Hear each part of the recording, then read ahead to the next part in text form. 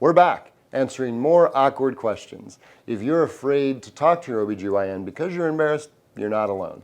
In our last video, we talked about a normal vaginal appearance, stress incontinence, and sexual pain.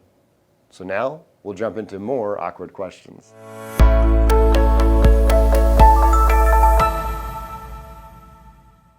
Why do I have an odor or discharge?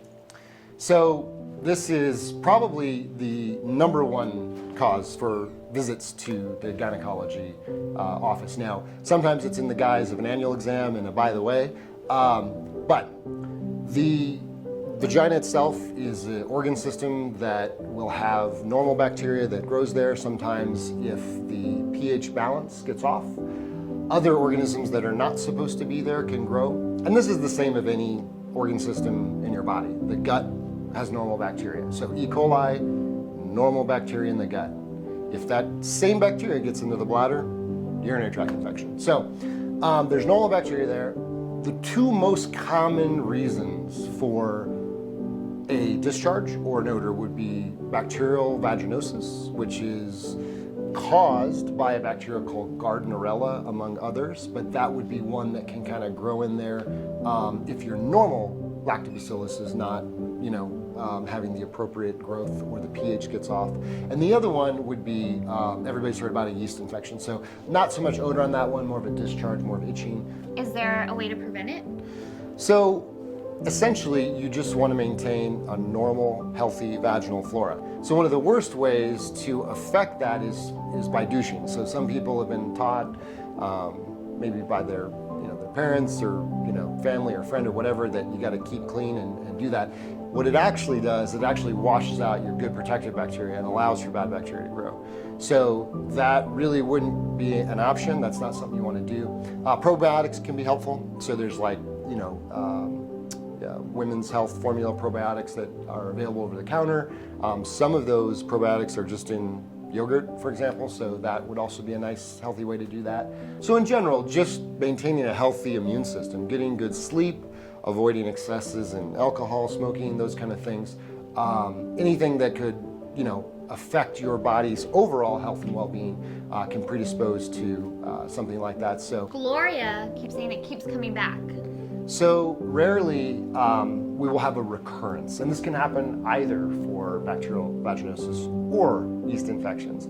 So in these circumstances, sometimes we have resistant organisms that aren't treated by the normal medications that we use, antifungals and antibiotics, or sometimes we actually just have to use something called a preventative strategy. So we will treat the condition, but then we'll continue a weekly dose of that medicine for 3 months. And there are other strategies as well. Those are the basic principles we use to treat that. One thing we should mention is there are certainly other causes of infections.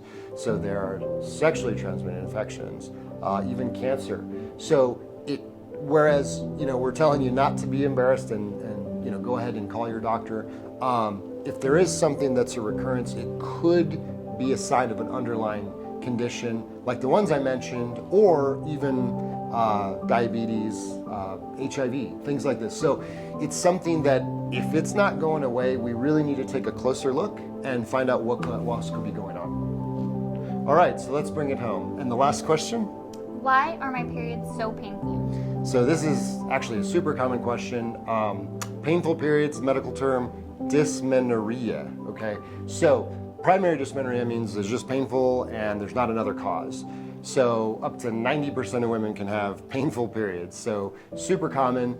I would say that one of the most common reasons is endometriosis. So this is a condition where you have endometrial tissue that is normally inside the uterus and comes out as the period. Actually kind of when periods get really heavy, can actually back out and go back through the tubes into the pelvis, implant, and then cause pain in all of the sites that it implants on the uterus, on the ovaries, on the ligaments, on the sidewall, bowel, bladder. So actually that is such a big topic. That's something that we have to devote an entire video segment to. So tune in next time as we take a deep dive into endometriosis. Thanks for watching. I hope you found this helpful. Please understand that the names were changed to protect the innocent. We would never disclose protected health information.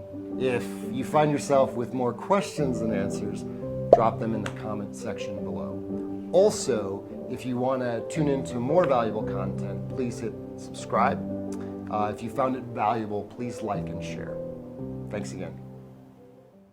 Hi, I'm Dr. Rich. 3, 2, 1. I don't know. I'm just trying to last minute. Yeah. It's just like Campbell's Chucky Soup.